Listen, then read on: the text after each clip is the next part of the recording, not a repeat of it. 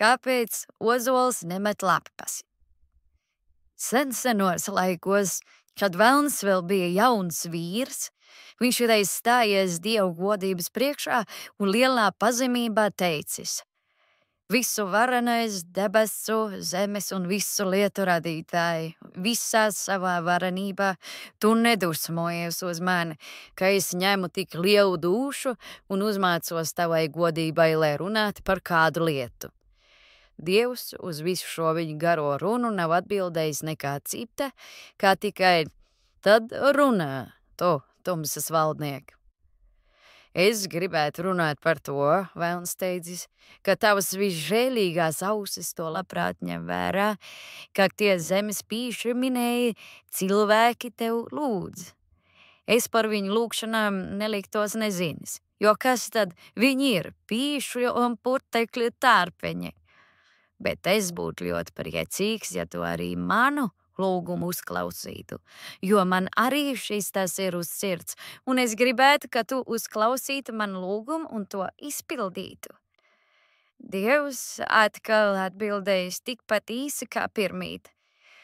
Ņem vērā tu, tumsas valdnieki, kad visiem kokiem nobirs lapas, tad vari nākt, celt priekšā savu lūgumu un cerēt uz tā izpildīšanu.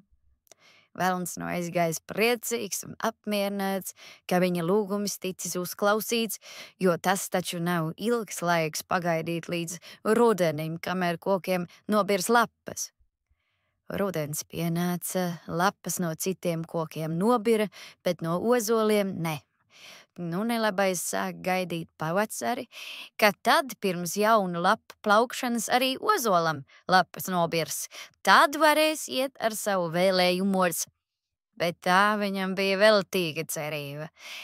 Pienāca pavasaris, un līdz ar pavasari arī kokiem saplauka lapas, bet ozols savas vecās lapas nekustināja ne no vietas.